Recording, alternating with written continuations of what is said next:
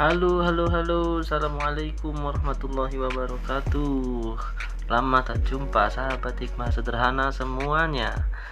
Ya, kembali lagi. Kali ini kita akan membacakan sebuah kisah dari sebuah buku yang berjudul Menjadi Pribadi yang Selalu Beruntung. Buku tahun 2016 karya seorang Dwi Suwiknyo, berisi sekumpulan kisah-kisah inspiratif, ya sederhana namun mengandung pelajaran, seperti intisari dari channel ini sendiri, Hikmah Sederhana. Ya, penasaran dengan kisah selengkapnya? Kali ini adalah kisah keempat dengan judul, kita lihat judulnya adalah Tertinggal Bus. Ya, kita mulai baca ya. Aduh, itu kata pertama yang diucapkan lelaki bertubuh sedang itu. Ia nampak gelisah.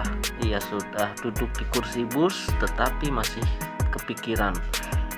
Kepikiran apa? Kepikiran belum beli makanan buat ibu. Nah, ia ini habis pulang dari luar kota. Rasanya ingin memberikan buah tangan khusus buat ibunya. Tetapi kalau ia harus turun dari bus, ia akan ditinggal di situ. Sebab bus sudah penuh penumpang dan siap melanjutkan perjalanan. Gimana ini ya, pikirnya. Mau beli oleh-oleh atau tetap di bus saja? Sementara supir sudah memberi kode, "Hei, ayo berangkat." Ia pun akhirnya mantap. Ia berdiri dan langsung meninggalkan kursinya, bergegas turun dari bus. Ya sudah, biar saja tertinggal bus. Nah. Ia lantas pergi ke toko oleh-oleh khas kota itu. Kemudian bus yang seharusnya mengantarkannya pulang itu langsung tancap gas pergi meninggalkannya yang baru sibuk memilih jajanan. Setelah beli oleh-oleh untuk ibunya, ia merasa lega. Alhamdulillah, sudah dapat oleh-oleh. Ya, tanpa diminta senyumnya pun mengembang. Lantas dia bertanya, apa masih ada bus sesore ini ya? Ia celingukkan. Nah, ini buat orang-orang dari luar Jawa, ini celingukkan ini artinya tengok-tengok ke sana kemari, kanan kiri, depan belakang, mencari semua arah ya, melihat kepada semua arah sambil memastikan keadaan. Nah, itu celingukan ya. Nah, selanjutnya, apa yang dikhawatirkannya benar-benar terjadi. Yang tadi adalah bus terakhir, tak ada lagi yang lewat. Ia berdiri di pinggir jalan sembari menenteng sekantong plastik oleh-oleh buat ibunya. Ya sudah, ia menyerah. Tidur di masjid saja, pulang besok pagi, pikirnya. Tetapi kemudian tin, ada suara tukang ojek lewat. Mau pulang mas? Ojek aja yuk, bus sudah nggak bakal lewat, udah sore begini. Nah, ini ada tukang ojek menawari. Matahari memang sudah mulai tenggelam di ujung barat sana. Ya, negosiasi pun begitu sengit berlangsung. 25.000 kata si tukang ojek. Nah, ini si masnya ini terkaget ya.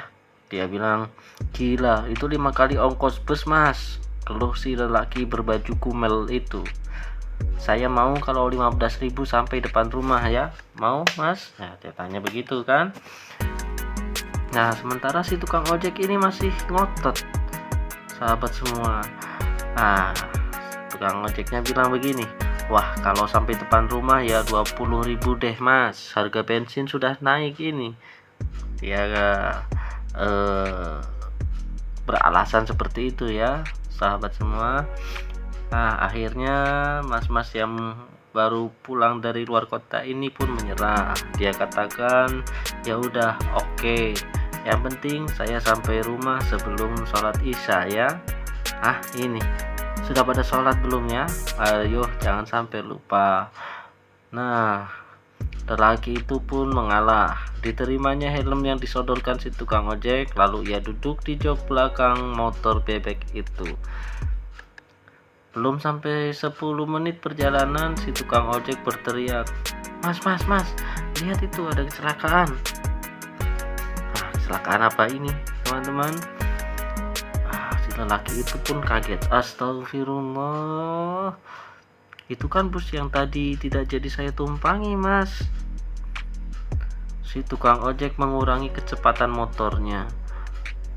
Kemudian dia bertanya kepada sang penumpang, "Oh iya, untung aja tadi mas nggak ikut naik bus itu ya." Nah, penumpang pun menjawab, "Iya mas." Nah, ini teman-teman, ternyata bus terbalik di tikungan tajam. Beberapa orang yang terluka terlihat sudah duduk di pinggir jalan. Polisi belum datang, hanya ada beberapa warga kampung yang ikut menolong para korban. Tak jauh dari bus itu ada 2 motor yang ringsek. Ini kisah yang singkat, namun ada pelajaran di sini ya teman-teman. Kita mulai pelajarannya. Yang pertama yaitu bahwa tidak ada yang tahu kapan datangnya musibah. Lelaki yang tertinggal bus itu pun hanya bisa berujar, "Alhamdulillah, untung tadi tidak naik bus itu." Awalnya ada perasaan sedikit kecewa karena tidak bisa pulang naik bus terakhir itu, tetapi Allah punya rencana lain untuknya. Apa yang awalnya dianggap tidak baik ternyata menjadi keberuntungan pada akhirnya. Bukan berarti para korban dari kecelakaan bus itu bernasib jelek. Bukan berarti begitu ya teman-teman. Karena insya Allah selalu ada rahasia di balik sebuah musibah. Hanya saja memang seringkali kita paham hikmahnya setelah musibah itu sudah berlalu. Benar begitu?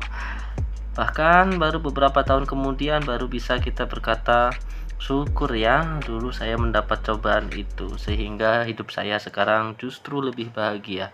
Ya, siapa yang pernah mengucapkan hal seperti itu? Mari silahkan koreksi diri. Nah, loh, kok mendapat musibah malah bersyukur?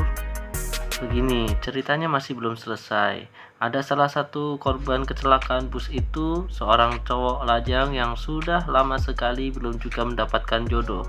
Setelah kecelakaan itu, ia dirawat di rumah sakit dan bertemulah dengan seorang perawat cantik. Karena sering bertemu di rumah sakit untuk merawat luka-lukanya, dalam hal ini dia dirawat inap ya. Akhirnya si perawat cantik itu menjadi istrinya. Begitu ceritanya. Nah, ini ada sebuah kotak ya, tertulis inspirasi hati. Oke, mari kita baca sama-sama. Bahkan dalam musibah pun kita masih bisa mengucapkan alhamdulillah. Hanya saja saat musibah itu terjadi, kita terlalu nelangsa memikirkan dan merasakan terpuruknya kondisi kita. Akhirnya kita lupa rahasia nikmat yang akan kita dapatkan setelah kita berhasil melewati musibah itu. Ingatlah, Allah selalu punya rencana indah buat kita. Kita saja yang belum peka atas segala nikmatnya. Ya, sudah selesai kisah keempat dari buku Menjadi Pribadi yang Selalu Beruntung karya Dwi Suwigno. Semoga teman-teman mendapatkan pelajaran ya dari pembacaan kisah ini. Sampai ketemu lagi di kisah kelima, Menjadi Pribadi yang Selalu Beruntung, di video berikutnya.